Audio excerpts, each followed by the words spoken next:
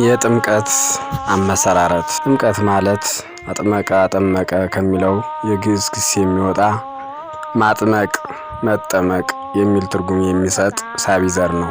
ጥምቀት ሌሎችን ምስጢራተ ቤተክርስቲያን ለመሳተፍ የቤተክርስቲያን አባል ለመሆን የመጀመሪያው መግቢያ በር ነው። መድኃኒታችን ኢየሱስ ክርስቶስ በተወለደ በ30 ዓመቱ በዮርዳኖስ ወንዝ በዮሐንስ እጅ ተጠምቆ ጥምቀትን መሰረተ። ስለ ጥምቀቱም ቀደም ብሎ በብሉይ ኪዳን የተነገረ ትንቢትና የተመሰለ ምሳሌ ያለ። ጌታችን ኢየሱስ ክርስቶስ ተጠምቆ ከውሃው ከወጣ በኋላ ዝንቱ ውእቱ ወልዴ ብሎ የባሕሪ ልጅነቱን መስክሮለታል። መንፈስ ቅዱስ በርግብ አምሳል ወርዶ በራሱ ላይ ተቀምጧል። በትምህርቱም መጨረሻ በአብ በወልድ በመንፈስ ቅዱስ ስም አጥምቁ በማለት ጥምቀትን አዝዟል። ከመጠመቅ በፊት የሚያስፈልጉ ነገሮች። ከጥምቀት በፊት አንደኛ ትምህርት፣ ሁለተኛ እምነት ያስፈልጋል። ጠማቂው በዕድሜ ከፍ ያለ ከሆነ የክርስትናን ትምህርት የተማረ በኢየሱስ ክርስቶስ አምላክነትና መድኃኒትነት ያመነ መሆን አለበት። ጌታችን ያመነ የተጠመቀ ይድናል ብለዋልና። እምነት መሰረት ነው። ሌሎች ምግባራት ግን ህንጻዎች ናቸው። እምነቱን ለመግለጽ የማይችል ሕፃን ከሆነ ግን በወላጆቹና በክርስትና አባቱ ወይም እናቱ ኃላፊነት ይጠመቃል። ከአደገ በኋላ በኃላፊነታቸው ይመክሩታል፣ ያስተምሩታል። ንዑሰ ክርስቲያን ከመጠመቁ በፊት ስራው ይመረመራል። ተመርምሮ እምነቱ ከተረጋገጠ በኋላ ይጠመቃል። ፍትሐ ነገሥት ፍትሕ መንፈሳዊ አንቀጽ 3 ስርዋጽ 2።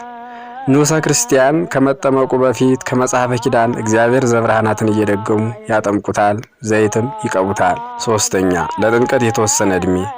ለጥምቀት የተወሰነ ዕድሜ ለወንዶች 40 ቀን ለሴቶች 80 ቀን ነው። ሕፃኑ ሞት የሚያሰጋው ሆኖ ከተገኘ ግን ከ40 ከ80 ቀንም በፊት በሞግዚት ታዝሎ ሄዶ ይጠመቃል።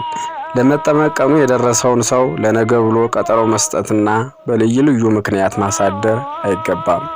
ቀደም ብሎ በተጠቀሰው ጥቅስ ያመነ የተጠመቀ ይድናል የተባለው አዋቂ ሰው ካልሆነ በቀር ከመጠመቅ በፊት እምነት መቅደም አለበት ለማለት አይደለም።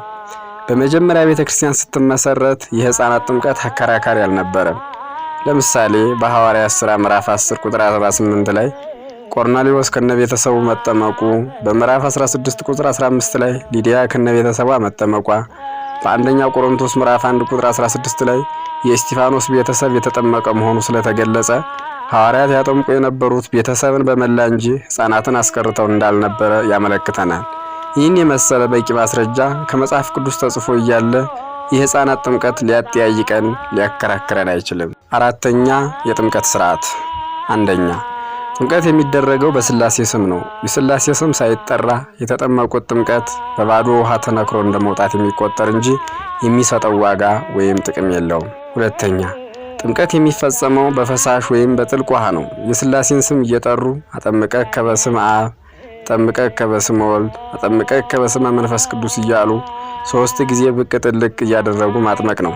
ጥልቅ ውሃ በማይገኝበት ጊዜ ግን ውሃ ቀርተው ወይም በእጅ እየታፈኑ ያጠምቁታል። ሶስተኛ አጥማቂው ኤጲስቆጶስ ወይም ቄስ ነው። ስልጣነ ክህነት የሌለው ሊያጠምቅ አይችልም። ሴቶች አያጠምቁም። ኤጲስቆጶስም ሆነ ቄስ ዋጋ ተቀብሎ ማጥመቅ አይገባውም። ማንኛውም ተጠማቂ በሃይማኖት ከተለዩ ሰዎች ቢጠመቅ ክርስቲያን አይባልም። በማጥመቅ ጊዜ የሚፈጸመው ሥርዓት የሚከተለው ነው። ንዑሰ ክርስቲያን የሚጠመቁት የትንሣኤ ዕለት ይሆን እንደሆነ በሰሙነ ሕማማት በሱባኤው ውስጥ ሐሙስ ሰውነታቸውን ይታጠባሉ፣ ዓርብ ይጾሙና እሁድ ይጠመቃሉ። ተጠማቂዎቹ እሁድ ሌሊት በሚጠመቁበት ቦታ ይቆማሉ። ኤጲስቆጶስ ወይም ቄስ የሚጠመቁትን ፊታቸውን ወደ ምስራቅ አዙሮ እጁን ዘርግቶ ይጸልይላቸዋል። ኤጲስቆጶሱ ወይም ቄሱ ከቁራኝነት በሚለዩበት በቅባ ቅዱሱ ላይ ይጸልይበታል። ኤጲስቆጶሱ ለቄሱ ቅባ ቅዱሱን ይሰጠውና በተጠማቂዎች ግራ ያቆመዋል። ቀጥሎ ልጅነት በሚያሰጠው መንፈስ ቅዱስን በሚያሳድረው በሜሮኑ ይጸልይበታል። ከጸለየበት በኋላ ለሌላ ቄስ ይሰጠውና በተጠማቂዎች ቀኝ ያቆመዋል። ተጠማቂዎች በውሃው አንጻር ሆነው ወደ ሰማይ እየተመለከቱ ፊታቸውን ከምስራቅ ወደ ምዕራብ ይመልሳሉ። ኤጲስቆጶሱ ወይም ቄሱ ዲያብሎስን ትክደዋለህን እያለ እያንዳንዳቸውን ተጠማቂዎች ሲጠይቃቸው አዎን እንክደዋለን እያሉ እያንዳንዳቸው ይክዱታል። ከዚያ በኋላ አንዱ ቄስ የእያንዳንዱን ተጠማቂ ቀኝ እጅ ይዞ በውሃው አንጻር ፊቱን ከምዕራብ ወደ ምስራቅ ይመልሰዋል። ወደ መጠመቂያው ከመግባታቸው አስቀድሞ በአብ በወልድ በመንፈስ ቅዱስ ስም እንዳመኑ ይናገራሉ። ማለትም በአብ በወልድ በመንፈስ ቅዱስ ታምናለህን እያለ እያንዳንዳቸውን ይጠይቃቸዋል። አዎን አምናለሁ እያሉ እያንዳንዳቸው ይመልሳሉ። ከዚህ በኋላ ቅብ ቅዱስ ይቀባቸዋል፣ ያጠምቃቸዋል፣ በንፋት ልጅነትን ያሳድርባቸዋል። ሲጠመቁ ልብሳቸውን አውልቀው ነው። ሴቶችም ሲጠመቁ የጠጉራቸውን ሹሩባ፣ የአንገታቸውን፣ የጆሮአቸውንና የጣታቸውን የእግራቸውን ጌጥ ፈተው ነው። ሴት በምትጠመቅበት ቀን ግዳሽ ከመጣባት እስክትነጻ ድረስ ትቆያለች። ተጠማቂዎች መናገር የሚችሉ ከሆኑ ራሳቸው እምነታቸውን በመመስከር ጸሎተ ሃይማኖትን ያነባሉ። መናገር የማይቻላቸው ከሆኑ የክርስትና አባትና እናት ስለነሱ ሃይማኖታቸውን ይመሰክራሉ። ወንዶች ሴቶችን፣ ሴቶች ወንዶችን ክርስትና አያነሱም። የተጠማቂዎች ቅደም ተከተል ተራ በመጀመሪያ የ40 ቀን የ80 ቀን ሕፃናት ይጠመቃሉ።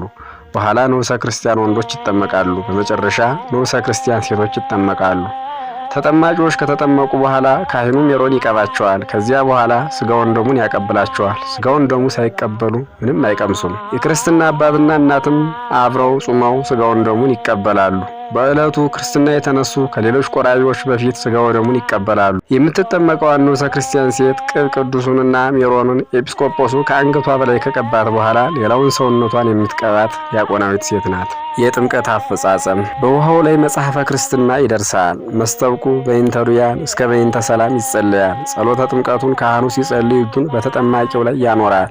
የሚጠመቀውን ሰው ስመ ክርስትና ይሰይማል። ጸሎተ አኮቴትና ጸሎተ ወንጌል አድርሶ በይንተ ሰላም፣ በይንተ ርዕሰ ሊቃነ ጳጳሳት፣ በይንተ ማህበር የተባሉትን ጸዋቱ ይጸልያል። ሕዝቡ ጸሎተ ሃይማኖቱን ይጸልያሉ። ካህኑ እጁን በትምህርተ መስቀል አምሳል በተጠማቂው ላይ አኑሮ ይኩን ስምከ እገሌ እያለ ስመ ጥምቀቱን 3 ጊዜ ይጠራል።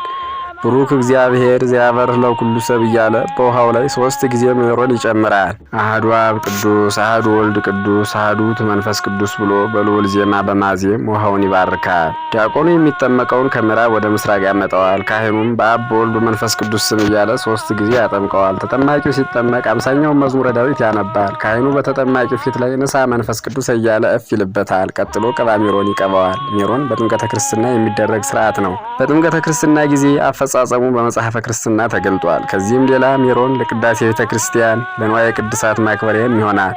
ካህኑ ሜሮን ሲቀባ የተጠማቂውን ሰውነት ክፍል ክፍሉን እየለየ በትዕምርተ መስቀል 36 ሕዋሳቱን ይቀባዋል። የሥርዓተ ጥምቀት ትርጉም በውሃ የምናጠምቅበት ምክንያት ራሱ ክርስቶስ በውሃ ተጠምቋል። ሐዋርያትም በውሃ እንዲያጠምቁ አዝዘዋል። ከውሃው 3 ጊዜ ብቅ ጥልቅ ብለን መጠመቃችን ክርስቶስ በከርሰ መቃብር 3 መዓልት 3 ሌሊት አድሮ የመነሳቱ ምሳሌ ነው። ተጠማቂው በሚጠመቅበት ጊዜ ዲያብሎስን ሲክደው ፊቱን ወደ ምዕራብ ማዞሩ የዲያብሎስ ቦታው ምዕራብ ስለሆነ ነው።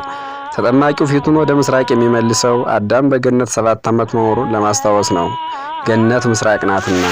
ተጠማቂው ወደ ምዕራብ የሚመለስበት ምክንያት አዳም ሲኦል መውረዱን ለማዘከር ነው። ሲኦል ምዕራብ ናትና። ተጠማቂው በውሃ አንጻር መቆሙ አዳም የድህነትን ተስፋ መስማቱን ለማዘከር ነው። ምክንያቱም ድህነት በጥምቀት ነውና። ካህኑ የተጠማቂው ልጅ ይዞ ወደ ምስራቅ ፊቱን የሚመልስበት ምክንያት ጌታ በጥምቀት ወደ ምስራቃዊት ገነት እንደመለሰን ለማጠየቅ ነው።